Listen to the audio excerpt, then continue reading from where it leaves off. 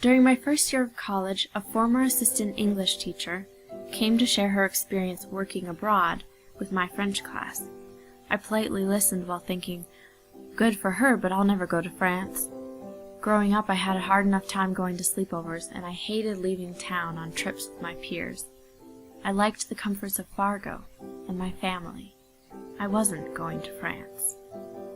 I tossed the handout I was given with the program's information and continued on with my day.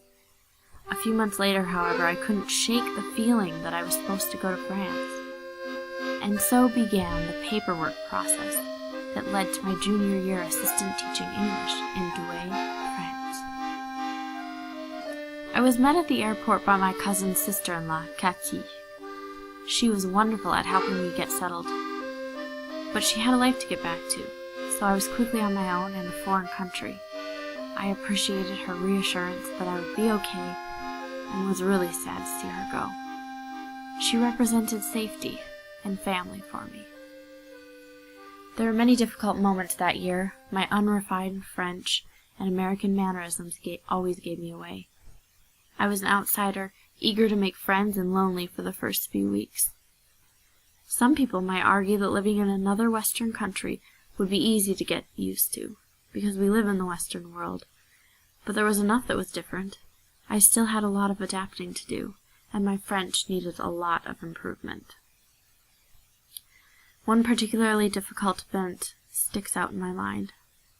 At the beginning of my stay, I took the train from my little town to head to the big city. In Lille, I would be able to find more affordable stores for things I needed to get by. My pots, dishes, silverware, cooking plate, and bike lock took up all the room in my backpack. I had to carry my new space heater atop the bike I just purchased.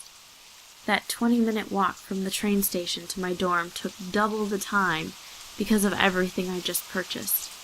It was pouring rain, I was exhausted, it was late, and I was drenched.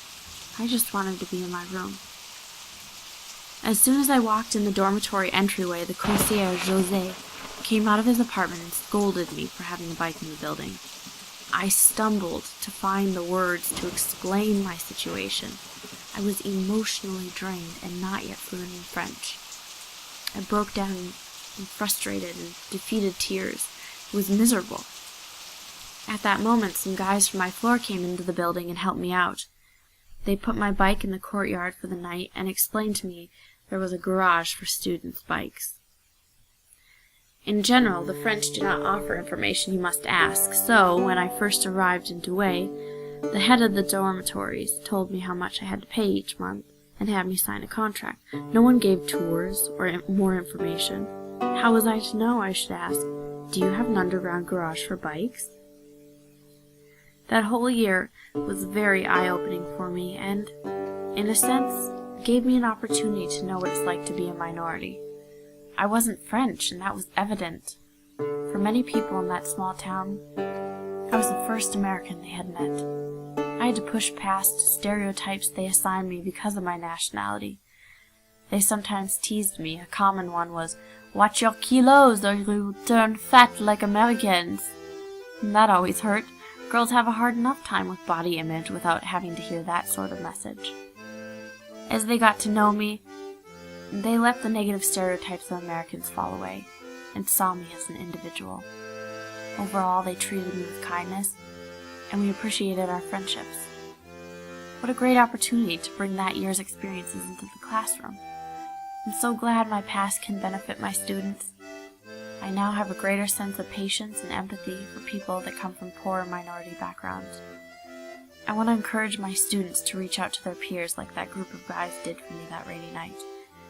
I need them to question stereotypes and generalizations in my classroom because they're not always true.